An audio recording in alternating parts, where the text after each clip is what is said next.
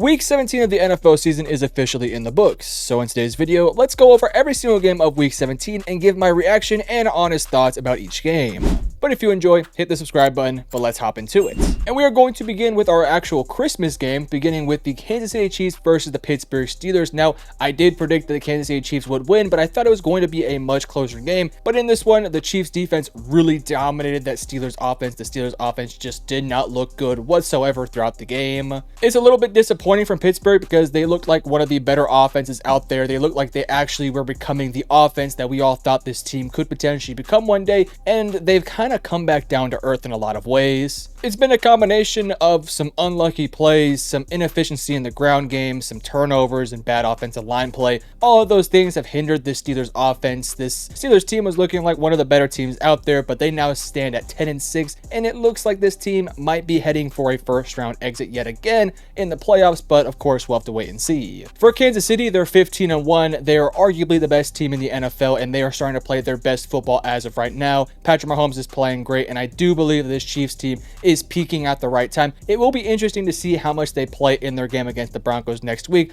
If it was up to me, I would play the starters for like at least a half. Moving over to the Baltimore Ravens versus the Houston Texans, I'm not going to spend too much time on this one because, well, it was a 31-2 blowout in favor of Baltimore. Baltimore clearly looked like the better team in this one, whereas for the Houston Texans, they looked abysmal. If you want more information about the Houston Texans, I've already made a full-on video for them, so I'm not going to talk about them. If you do want to hear more details about what I think about the Houston Texans, just check out that video. I'll have it pinned up at the very end. Moving to the Baltimore Ravens side of things, this is a very dominant performance. It was a very run-heavy performance, with Lamar Jackson only throwing the ball 15 times. Derrick Henry had 27 carries for 147 yards, and I do expect a whole bunch of continued workload into the playoffs. If they want to have a deep playoff run and potentially make the Super Bowl, it's going to be on the back of Derrick Henry. I will say the Ravens defense has been playing a whole lot better as of lately this week against a Texans offense that in theory should be pretty good. They only gave up 2 points, so if they can continue to play at this sort of level, this defense can become legit, and this Ravens team quickly becomes an actual contender. Moving on to the Seattle Seahawks versus the Chicago Bears. If you actually stayed on Thursday night to watch this game, I feel pity on you. Fortunately for myself, I was actually busy during this time, and well, I missed a 6-3 classic. I say classic in sarcasm. This was a abysmal, boring, just terribly bad offensive game, but if you do like defenses, then this is the game for you. The Seahawks were continuously getting pressure all day on Caleb Williams. I believe on the day he had like 7 sacks given up. It was a 7 punt for the Bears type of day, a 6 punt for the Seahawks type of day. I mean, this was just a big time defensive showdown, and well, the Seahawks won it. The Bears at one point were looking like one of the NFL's more promising teams, and now all of a sudden they haven't won a game in quite a long time. I also do think the firing of Matt Eberflus mid-season has also hurt the team because they have not looked the same since he's been gone. Even though they weren't that good with him, they've looked even worse somehow. Caleb Williams did not have a good game. I don't really want to put too much blame on him though, because the offensive line was absolutely abysmal, and well, the Seahawks defense played really well. For Seattle, obviously your hope is to continue to make the playoffs, and if they make the playoffs, they're going to need their defense to play like this, but they're also going to need their offense to step up. Scoring 6 points won't win you a playoff game. It will be a team like Chicago, but it's not going to be an actually good playoff contender, so you're going to want to see more from Geno Smith in this offense. We'll see what happens with them in the offseason. It's definitely going to be interesting. Then we move over to a 40-7 rout between the LA Chargers and the New England Patriots. Drake May left the game at one point, but was able to finish out the game. Had himself a subpar day, but not necessarily a horrific day. He was 12 for 22 for 117 yards and a touchdown. No interceptions this week. Whereas for the LA Chargers, it was just a bit of a clinic. The New England Patriots defense just did not stand a chance in this one. Herbert had himself a very nice day. Ladd McConkey had himself a nice day. And J.K. Dobbins is back and playing like his normal self. Kind of similar to the Kansas City Chiefs, the LA Chargers are starting to play some of their best football right now. And with Jim Harbaugh, that Chargers team looks like an actual legitimate threat within the playoffs. I don't think they'll make a deep playoff run, but I do think a first or second round visit wouldn't be terribly shocking. I do believe that there's not many teams out there that actually do want to go up against this Chargers team because they do have a formula for success. You run the football, you rely on Justin Herbert, and you play good defense, and that's what the Chargers do. So again, I don't expect the Chargers to make a deep playoff run, but they are definitely taking good strides to just being a really good team in the playoffs, and we'll just obviously have to wait and see what happens. Whereas for the Patriots, yeah, this was a bad loss. Gerard Mayo is not doing himself any favors when it comes down to whether or not he's going to be retained next year. I do think that he will, and truth be told, I just don't know how I feel about that, but I do think he will. But kind of like the couple teams here we're going to talk about, we'll just kind of have to wait and see what happens here. Bad day for the Patriots, but it's not the end of the world. You're obviously looking for draft picks. Then we move over to the Cincinnati Bengals versus the Denver Broncos. This was a really fun and honestly a very important game for both these teams. For Denver, if you won the game, then you locked yourself into a playoff spot. Whereas for Cincinnati, if you won the game, you continue to kind of push for that last playoff spot. It is unlikely that they will make it, but you at least give yourself a chance. Obviously, the Bengals would go on to win this game, so Denver cannot, at least as of right now, solidify their spot in the playoffs. They're going to have to wait till next week where they're going to face up against the Chiefs, which, as I mentioned earlier, we'll see what the Chiefs decide to do when it comes down to playing or not playing their starters. Whereas for the Bengals, obviously, you're probably praying that Patrick Mahomes plays and goes out there and tries to beat Bo Nix and the Broncos. For Kansas City, I honestly think that, again, as I mentioned earlier, they should only play their starters in the first half, so you're going to be banking on Carson Wentz going out there and beating the Broncos, which could happen. I do think Carson Wentz is a good player, but ultimately the Broncos are a good team. I thought Bo Nix played well in this game. They just couldn't really overcome some of the obstacles that the defense was facing against a really good Bengals offense. The interception from Bo Nix also did hurt, but I just feel like this was a game where Joe Burrow, Jamar Chase, T. Higgins, and the running game for Cincinnati was just on a higher level than Denver. Obviously, this game went to overtime. Cincinnati is a really, really good team that is playing some of their best football lately, so this is not a bad loss from Denver. At the end of the day, I don't think anyone expects Denver to be a championship contender or anything like that, but this was a fun playoff-like atmosphere. The crowd was great. I thought, again, T. Higgins was dominant for most of the day. Joe Burrow was great, so this was just a really fun, honestly kind of a classic game, one of the better games of the season. Bo Nix made some nice plays late in the game, and obviously game went to overtime where the Bengals were able to pull this one out. I really hope the Bengals do make the playoffs because I think it would just be so much fun to see this version of Joe Burrow and Jamar Chase go into a team like Buffalo or Baltimore or whoever and just really put up a fight and have a showdown with them. That would be fun, but I do think the Broncos will win next week. So again, we'll have to wait and see. Then we move over to the LA Rams versus the Arizona Cardinals. This was the last game on Saturday, and it was a pretty fun game, albeit not necessarily the greatest of games. Kyler Murray played pretty well. He did have 2 interceptions. One of them was late on sort of a weird throw to, I believe, Marvin Harrison Jr. that went over his head. So it wasn't like it was a bad interception by any means. But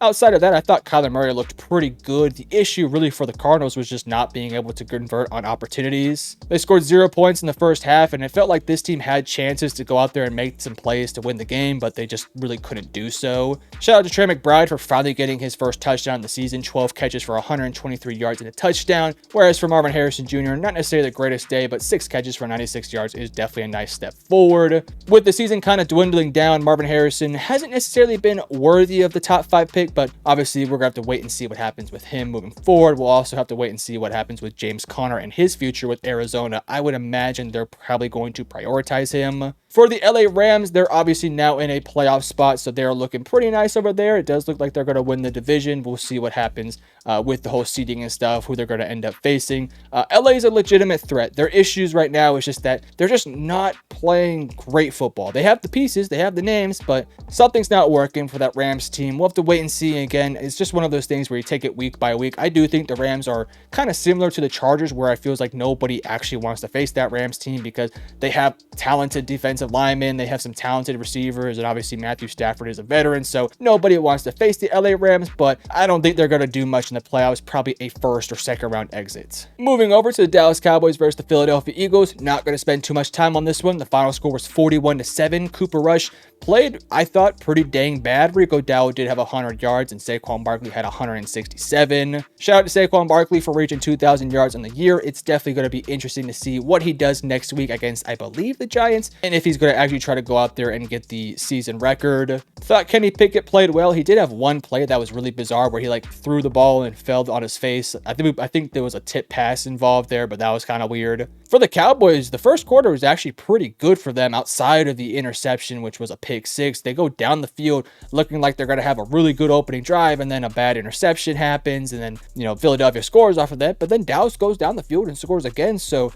obviously if the first drive didn't happen, you had 2 fairly successful drives, and yeah, after that, the offense just fell right on its face. I'll come out and say it. I thought the Dallas Cowboys were going to play better. They didn't. It's one of those things where the Dallas Cowboys just are banged up, not playing very well. And yeah, Jerry Jones got embarrassed on national TV. So let's move on. Kind of similar to the Cowboys versus the Eagles game, we don't have to spend too much time on this one. The Buccaneers won 48-14 versus the Carolina Panthers. Obviously, the last time these two teams met, they went to overtime, but that was not the case in this one at all. Baker Mayfield was unbelievably dominant in this performance, 27 for 32 for 359 and 5 touchdowns. It's just kind of a consistent reminder that, yeah, Baker Mayfield has been one of the best quarterbacks out there, despite the fact the team hasn't been necessarily the greatest team out there. Baker Mayfield has been really good. Bucky Irving, the rookie, has been awesome this year. He had 113 yards on 20 carries, and Mike Evans is continuing to be Mike Evans. For the Panthers side of things, it was a really poor defensive performance, giving up damn near 50 points, but I thought Bryce Young made a couple nice plays. Adam Thielen also had himself a very nice day. Wasn't the greatest game in the world for Bryce Young, but 200 yards, 2 touchdowns, no picks, you'll take it. It's just disappointing that your defense gave up 48 points. And we are on a bit of a string of blowouts here. Again, no need to talk about this one for that much longer. The Buffalo Bills destroyed the New York Jets 40-14.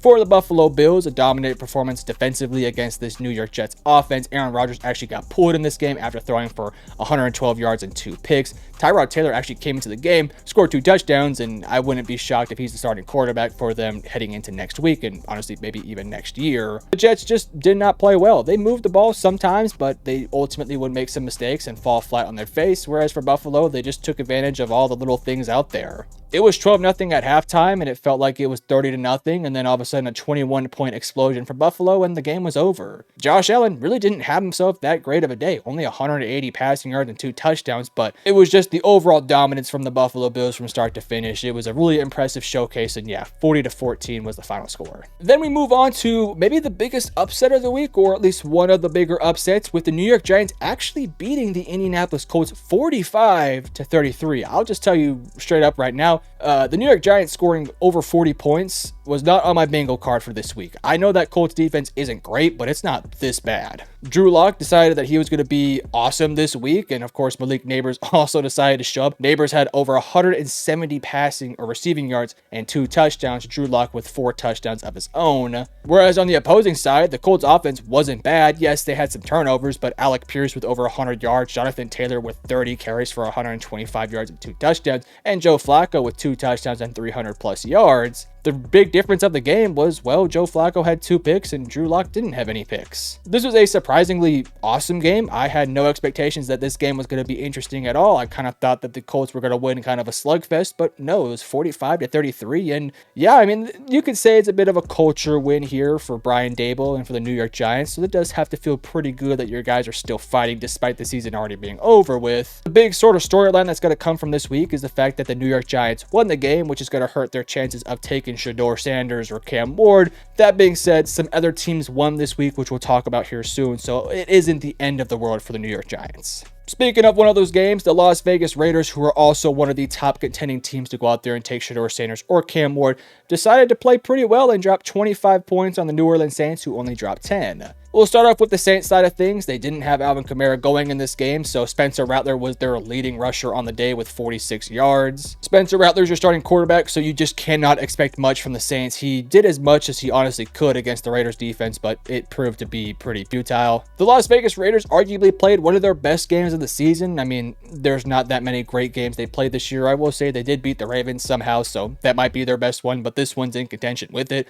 Amir Abdullah had over 100 rushing yards, and O'Connell with 20 completions for 242 yards and 2 touchdowns. It was a good game, but again, kind of going back to what I was saying with the New York Giants, this win here continues to push the Las Vegas Raiders down the draft board, so they're really going to have a tough time taking one of the top quarterbacks. They may be in line to somehow trade up, or maybe reach on a quarterback like a Dylan Gabriel or a Carson Beck or Quinn Ewers. We'll have to wait and see. That's going to definitely be a storyline to follow as we enter into the offseason. And sticking to the trend of teams not wanting to win a game but finding a way to win, the Jacksonville Jacksonville Jaguars defeated the Tennessee Titans, which is good news for Tennessee, especially with the news of the Giants and the Raiders, but it's bad news for the Jaguars because, yeah, they lost, or they won. The Titans are obviously now in a good spot to actually go out there and take one of the top contending quarterbacks. Both Mason Rudolph and Will Levis probably shouldn't be the starting quarterback of this team next year. Yes, they have other positional needs like a right tackle and maybe some receivers help, but let's be honest, the biggest need is figuring out the quarterback position. So with this loss today, you're probably going to be in a good spot to take a quarterback. We'll have to figure out and wait to see what the final order is, but it does look like a Shedeur Sanders or Cam Ward will be likely going to Tennessee.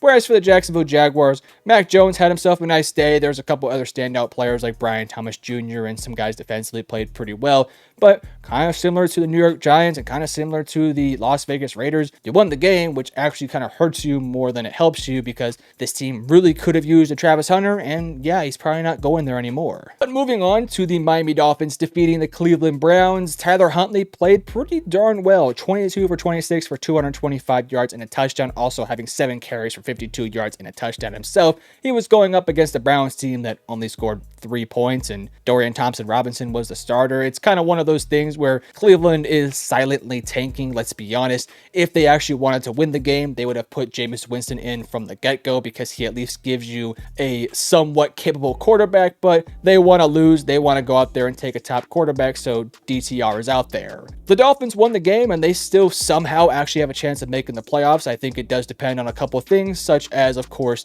the Denver Broncos losing, which, again, I don't think is going to happen, and I'll just say it, I'll be honest with you, I don't want to see Miami in the playoffs, so I'd rather see Denver or Cincinnati, just going to be honest with you guys. For Cleveland, like I said a little bit earlier, they're now in a better spot. DTR sucks. Do not go into next year with him as your quarterback. Go take a top-tier quarterback. We'll see which one it actually is. Then we move on to the Minnesota Vikings versus the Green Bay Packers coming into this week. This was a really important matchup for not necessarily seeding as much as it is just for figuring out how good these teams actually are. The Minnesota Vikings are 14-2, but they have a couple really close games that maybe shouldn't have been as close as they were. And so you want to see this Vikings team go out there and beat up on some good teams, and well, they did so in this one. Whereas the same thing can kind of be said about the Green Bay Packers. We wanted to figure out how good the Packers were because they hadn't really beaten any of the top contending NFC teams, and this was their chance to do it, and well, they didn't play all that great. At one point, Minnesota was up pretty heavily in the game before the Green Bay Packers kind of made things a little bit interesting late in the game. Jordan Love didn't have himself the greatest day, 19 for 30 for 185 yards and 1 touchdown, albeit no interceptions, but was clearly outplayed by Sam Darnold, who did have an interception but had 377 passing yards and 3 touchdowns. Both teams didn't really commit to the ground game in this one. For Green Bay, they wanted to do it early, but once the game got out of hand, they kind of had to abandon it in some ways, so the game plan kind of went out of their way. For Minnesota, this is an awesome win where they showcase that they are an actual threat in the NFC. Nobody's really talking about them as true NFC championship contenders, but I think that they could beat a team like Philadelphia or Detroit. So keep an eye out on Minnesota in the playoffs. They're freaking 14-2. Whereas for the Green Bay Packers, I still think they're a good team, but I think it's pretty clear and obvious that they are a tad bit limited. They're probably not championship contenders, but if a couple of things do go their way, I could see them making the NFC Championship game, or hell, who knows, maybe somehow making it to the Super Bowl, but they got to beat some good teams, and they just haven't done so far. So we'll have to wait and see what they do in the playoffs. That's kind of where we're going to know how good this Packers team really is. And lastly, to end the video off, let's talk about the Washington Commanders and the Atlanta Falcons. But before I get into them, if you guys are interested in hearing my thoughts and opinions on the Lions versus Niners game, check out my community tab where I have a post talking about the game. Unfortunately, it's Sunday when I'm recording this, so I can't tell you what happens in the game. So check out my community tab if you're interested. But for Atlanta versus Washington, obviously the Washington Commanders would go on to win this one and clinch a playoff spot. So shout out to the Washington Commanders and their fan base. They're definitely deserving of this one for all the hell that they've been through lately. Jaden Daniels was Superman in this one. He had over 100 rushing yards to go in line with over 220 passing yards, 3 touchdowns passing the ball, and 1 interception. Alamai Zaccheaus had one of his best games of maybe his career with 8 catches for 85 yards and a touchdown. This was an awesome performance against a team that they potentially could meet up with in the playoffs, though it's not looking terribly likely at this point. They went 11-5, and Jaden Daniels is probably going to win the Offensive Rookie of the Year award. The future is bright for Washington, and I think they could make some noise in the playoffs, but I wouldn't necessarily put my money on them to win a wild card game, but we'll have to wait and see because just Jaden Daniels is freaking awesome. Whereas for the Falcons, this is obviously a frustrating loss. If you won this game, you really had a lot of good control over how you're going to make the playoffs, but now they're going to need a lot of things to go their way. I thought Michael Penix Jr. played pretty darn well. He wasn't necessarily great, especially in that third to early fourth quarter. The offense just wasn't really that good. They were great in the first half and pretty good in the fourth quarter, but again, the third quarter kind of killed them. Whereas for Washington, that's kind of when they started to mount their comeback. When Atlanta's offense kind of slowed down, Washington's offense picked up. But there's a lot of positives to take away from this Falcons performance. Obviously, Penix played pretty well. Drake London played great. Kyle Pitts had a clutch catch, and Bijan Robinson played pretty well. So even if the Falcons are to miss the playoffs, I do think there is a little bit of some hope and anticipation heading into 2025 with Michael Penix Jr. officially taking over as a starting quarterback. The question will then become, what happens with Kirk Cousins? That's another question for another day. But to kind of put a wrap on this one, I thought the Falcons played pretty well versus a really good Commanders team, but ultimately, Commanders are a pretty good team and clearly a better team than Atlanta. Now, real quick, before I end the video, I did just want to show off my predictions for the week that I made a few days ago. As you can see, not my greatest day in the world, but definitely not my worst day. But if you guys enjoyed the video, hit the like and subscribe button. I love you guys. Peace.